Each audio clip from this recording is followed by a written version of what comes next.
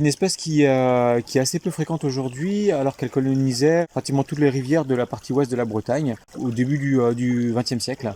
En fait, ces populations ont fortement chuté. Aujourd'hui, on estime qu'on a perdu 95 à 98% en moins d'un siècle, quoi. On a quelques rivières encore où on la trouve en Côte d'Armor, en Bretagne et ailleurs. Et une petite rivière avec un bassin versant qui fait environ 1300 hectares. C'est un bassin versant qui est très préservé, avec peu de zones agricoles cultivées, beaucoup de zones boisées, un bocage bien préservé. Ce qui fait qu'on a une qualité d'eau qui est excellente et qui est l'habitat que recherche la Mulette. Tank Vivante mène des actions depuis 2010, un programme qui s'est donné relais pendant 6 ans, qui était financé par un LIFE, donc un programme européen, qui a permis d'améliorer les connaissances sur l'espèce en Bretagne. Et puis aujourd'hui, en fait, on fait du renforcement, ça veut dire qu'on prélève des larves de mulettes qu'on va ensuite amener en station d'élevage pour qu'elles soient mises en contact des truites, qui est un des éléments du cycle indispensables au développement des mulettes, puisqu'elles vont se développer sur les branchies détruites pendant quelques mois de leur cycle.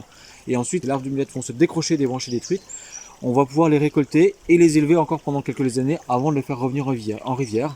Donc ça, on travaille avec la Fédération de pêche du Finistère, qui est notre partenaire historique depuis le début du LIFE. Elle est très liée à la stabilité de son milieu. Donc chaque pierre qu'on va bouger, c'est un peu comme quand on est sur le littoral. Si on retourne une pierre pour voir ce qu'il y a en dessous, on a le droit de le faire, mais il faut la remettre en place. Et les mulettes sont dans un endroit très précis du cours d'eau qu'elles ont mis du temps à choisir. Mais si elles ont choisi cet endroit-là, c'est qu'il leur a été favorable. Si on change les conditions, elle va devoir se déplacer, ce qui a un coût énergétique pour elle qu'elles vont peut-être ne pas pouvoir supporter. Le but de tout ça, en fait, c'est de préserver un patrimoine naturel. C'est une espèce, elle a le droit de vivre et d'avoir, au même titre que n'importe quelle autre espèce, des moyens pour la préservation. C'est une espèce qu'on appelle une espèce parapluie, puisqu'elle est tellement exigeante sur les conditions écologiques du milieu dans lequel elle va vivre, que lorsqu'on préserve la mulette, en fait, on préserve l'habitat tout entier de la mulette, et plein d'autres espèces vont pouvoir bénéficier de l'amélioration ou de la préservation de la qualité de son habitat.